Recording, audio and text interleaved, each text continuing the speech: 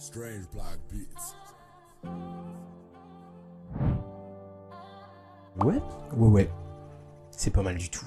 Salutations à la populace, j'espère que vous allez bien les amis. On va parler de Peacemaker, épisode 3, saison 2. Cet épisode était génial.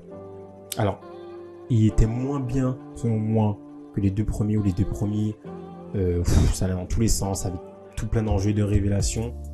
Et là, ça suit. On a une suite quand même assez directe. Et même si c'est un peu plus... Ça prend un peu plus de temps. Et on le sent.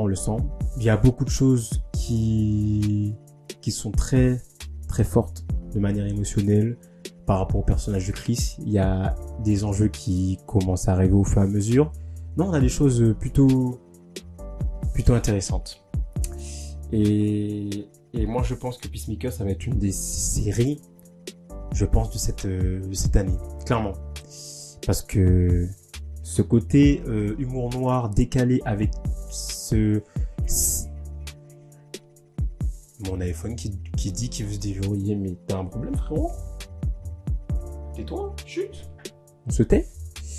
Je disais donc le côté humour noir mélangé à ce côté un peu plus sérieux, ce côté émotionnel, ça fonctionne très bien. Ce côté trash à des moments, ça fonctionne plutôt bien et franchement ça marche. Je prends du plaisir en regardant cette petite série et je n'attends que des bonnes choses en fait. À chaque fois, là ça fait que 3 épisodes, mais je sais que dès que je vais voir l'épisode suivant, je sais que ça va être une masterclass. Vraiment. Quand je vois à côté Alien, j'ai pas encore vu l'épisode 5, je pense que je vais être agréablement surpris, mais quand je vois Alien commencer à commencer et Peacemaker commence à commencer, évidemment c'est pas le même ton, c'est pas la même ambiance. Ouais, y a pas photo, hein. Franchement. Mais oui, ce n'est pas le même ton, ce n'est pas la même ambiance. Enfin bref les amis, Peacemaker saison 2, épisode 3, c'était génial. Et ça y est, parlons-en, commençons avec ce ton, cette ambiance justement dont je parlais juste avant. Un épisode qui continue à approfondir cet humour noir qui défonce tout. C'est propre, c'est clairement propre à la série, tout en approfondissant du coup ses tonalités émotionnelles. On suit le personnage de Christopher Smith qui est plus complexe que ça et on le ressent à travers du coup cette dimension alternative qui du coup va être le lien entre le monde dans lequel il est, sa dimension principale, et cette dimension qui va, en fait ça va être le balancement entre ces deux mondes par rapport à lui, ses dilemmes par rapport à son côté éthique, parce que il a quand même tué le personnage lui-même qui était dans la dimension parfaite, du coup on va appeler cette dimension la dimension parfaite, et ses amis qui sont dans la dimension quand même. Donc, il faut pas les oublier quand même, il va falloir qu'ils jugent entre tout ça, donc tout ça va forcément entrer en collision au bout d'un moment, et ça va être incroyable, ça va être génial. On est sur vraiment un parallèle, on peut dire ça comme ça, un parallèle entre du coup la comédie complètement déjantée, avec notamment ce contraste du coup, comme je le disais, entre la réalité et la dimension alternative, donc sa réalité propre à lui, et cette dimension alternative dans laquelle il prend la place de l'autre. Et il y a une charge aussi émotionnelle qui est davantage plus lourde, qui est teintée de culpabilité quand même et de regrets. Donc on sent les regrets, surtout quand il est face à Rick Flag, parce que du coup on a le personnage de Rick Flag qui apparaît dans cet épisode. Quand il est face à lui, on sent que il était pas prêt et on voit la culpabilité sur son visage et les regrets quand même. Donc c'est assez fort. Un mélange qui amène du coup une complexité, on peut dire, qui est davantage mise en avant dans cet épisode, mais dans tout le début de la série pour l'instant, on voit que ça monte au fur et à mesure crescendo, et on voit toute la complexité du personnage et de toute l'ambiance qui est autour de lui, et on sent que ça monte petit à petit, mais ça va aller à un point de non-retour. C'est cette complexité qui va amener à des choses complètement différentes, à des dilemmes aussi moraux par rapport au personnage, et qui approfondit cette complexité, qui approfondit aussi le personnage. On a un style visuel et une mise en scène signé Monsieur Greg Matola qui a la réalisation, et James Gunn qui a l'écriture du scénario. Un épisode qui se distingue quand même par une réalisation assez intéressante, très très très léchée, on peut peut le dire, avec beaucoup de mouvements, donc assez nerveuse par moment. On a du rythme, on a de l'énergie, notamment avec toute la séquence de l'épisode, clairement la séquence où Monsieur Justicie, Peacemaker, va arrêter des assaillants sans armure, des terroristes avec des armes complètement improbables, avec fusils, imprimantes, des crayons. On sent la force du personnage, mais aussi le côté complètement décalé. À quel moment le mec il prend des crayons et il fout sur la gueule comme ça. À un moment, quand il a donné les coups de pied à le mec là, il s'est posé sur l'imprimante, je me suis dit à tout moment ils vont nous mettre un plan, il y a l'imprimante qui va imprimer ses fesses. À tout moment, parce que c'est l'ADN du personnage, c'est l'ADN de l'épisode.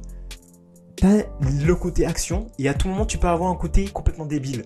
On a vu dans l'épisode 2 avec ces discussions entre Economos et l'autre là, le Renoir, discussions qui n'avaient aucun... Enfin, ça avait du sens, mais dans l'intrigue principale, ça n'avait pas de sens, ça partait dans tous les sens.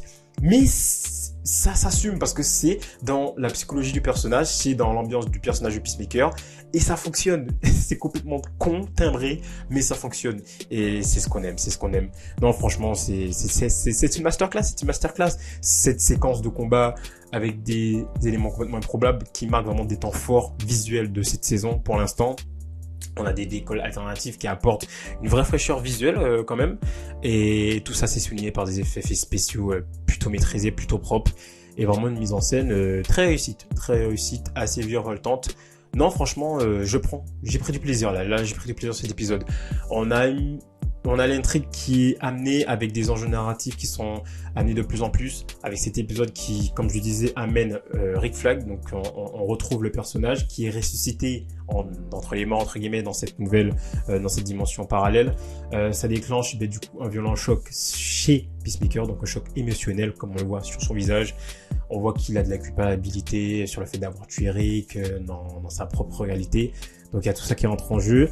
Il y a une rencontre qui met quand même en lumière les effets du multivers sur le psychisme de Chris.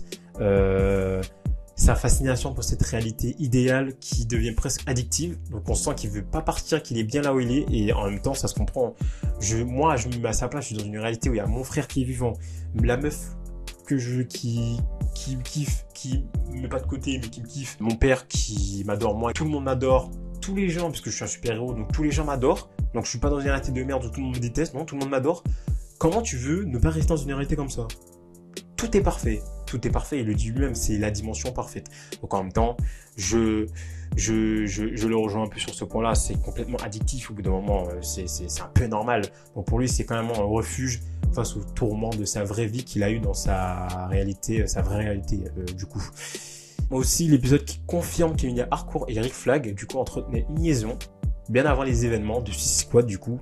Et ça, on l'a dès l'introduction de cet épisode. Une connexion qui est assez forte de sens, qui éclaire son attitude froide quand même envers Chris. Donc, on comprend pourquoi elle est aussi froide. On n'avait pas trop compris au début de l'épisode 1 et l'épisode 2. Et là, visiblement, il y a une justification parce que voilà, elle a une situation, une petite liaison avec Rick Flag qui a été tué par Peacemaker, etc. Donc forcément, elle est un peu froide envers Chris au début de cette deuxième saison et même durant toute la première saison. Donc tout ça, on comprend grâce au début de cet épisode. Un dynamisme entre chaque personnage qui est plutôt intéressant, avec du coup Peacemaker joué par John Cena qui performe toujours dans son rôle, qui mêle comédie physique, psychologie avec le côté torturé de son personnage. L'homme, c'est un homme fort, mais aussi vulnérable intérieurement. C'est très prenant quand même pour lui. On a Emilia Harcourt qui est jouée par Jennifer Holland, je le rappelle, splendide dans la dualité de ses incarnations. En version originale, elle est froide, méfiante, blessée, et en version alternative, elle est un peu plus chaleureuse, plus ouverte. Donc on a vraiment deux personnages assez distincts avec la même actrice, deux personnages avec du coup un caractère complètement différent, une psyché complètement différente. Et ça c'est cool, ça apporte un peu plus de profondeur au personnage. Elle est presque rebaptisée, en parlant d'Emilia Harcourt, Court par Monsieur James Gunn lui-même pour son expressivité. Ce n'est pas à prendre à la légère parce que je pense qu'on va avoir des choses intéressantes au fur et à mesure de la saison. Rick Flag, du coup Junior, qu'on retrouve, qui est une surprise plutôt émotionnelle au début de cet épisode, puisqu'on le voit plutôt au début-milieu. À un moment il est froid et sérieux dans la réalité principale. tantôt maladroit et comique dans la dimension parallèle. Donc la réalité principale, c'est par rapport à ce qu'on a vu dans Suicide Squad et juste les flashbacks. La réalité parallèle, c'est ce qu'on voit actuellement. Donc on voit un personnage qui est un peu plus comique, complètement, comme je le dis, maladroit. Il est un peu couillon. Le moment où il fait tomber la poubelle, c'est complètement débile. On sent que c'est pas le même Rick Flag que dans la réalité principale, en tout cas. La réalité où il est mort. On sent que là aussi, c'est deux personnages complètement différents. Et ça, encore une fois, ça apporte pas mal de profondeur et de nuances aussi, du coup, à ces personnages. On n'est pas focalisé que sur Peacemaker, il y a toute l'ambiance, tous les autres personnages qui sont autour. Donc on a vraiment de la richesse dans ce casting. Donc ça, c'est cool. L'épisode qui aborde des thèmes du regret, comme je l'ai dit, de la rédemption et du danger, de la fuite dans un autre endroit qui est une illusion, en fait. Et Peacemaker, il est confronté à ses propres traumatismes par le biais de cette réalité qui est plus séduisante, mais tout aussi fragile, faut pas oublier. Forcément, à un moment, ça va partir en couille. Le frère, il va comprendre quelque chose ou sinon, il va encore mourir. Le père, il peut se passer aussi des choses. Donc, il y a plein de choses qui peuvent se passer. On n'est que au 3e épisode. Donc, forcément, ça reste très fragile, cette réalité. Donc, Chris, fais attention. Une introduction de cet univers alternatif qui sert également de tremplin narratif quand même par rapport à l'intrigue. Des thématiques plutôt intéressantes. Mais à voir où est-ce que ça va nous mener dans la suite de cette saison. Et est-ce que ça va... Je pense que ça va forcément influencer sur déjà le personnage de Chris, sur ses décisions, ses choix et ce qui est autour de lui, ses amis, Emilia Harcourt, Rick Flag, si on le voit, mais je pense qu'on va le revoir si on reste dans cette dimension, le père, le frère, etc. Une musique et une bande son que j'ai trouvé plutôt intéressante, très juste. James Gunn il est très fort parce qu'encore une fois on a ces titres plutôt marquants, pop, un peu rétro, et ça c'est typique de James Gunn, ça marche à des moments. Il a pas peur d'en mettre, et ça colle au personnage, très fun, très décalé, très fou, et même s'il a quand même ces moments émotionnels très forts. Donc ouais, une musique qui est plutôt bien dosée, qui marche. Elle souligne quand même des ambiances plutôt dramatiques et oniriques de l'épisode. Et ça, c'est cool. De manière générale, cette saison, elle mise quand même sur un montage musical assez réfléchi pour renforcer des contrastes émotionnels. Parce qu'on revient toujours à l'émotionnel du personnage. Hein. On travaille clairement son émotionnel par rapport à cette réalité, cette nouvelle réalité et la réalité principale. On a un ton décalé à des moments, même si évidemment le générique principal n'est pas de cet épisode, le travail musical de la saison reste quand même assez pertinent. Et voilà, non, c'est très cool à entendre, très cool à suivre, et on en a pas marre, on en a jamais marre. Clairement, on en a jamais marre. Donc franchement, que du plaisir, c'est que du plaisir, les amis. Ce que je retiens de plutôt positif, des points forts, c'est le rythme qui est plutôt dynamique.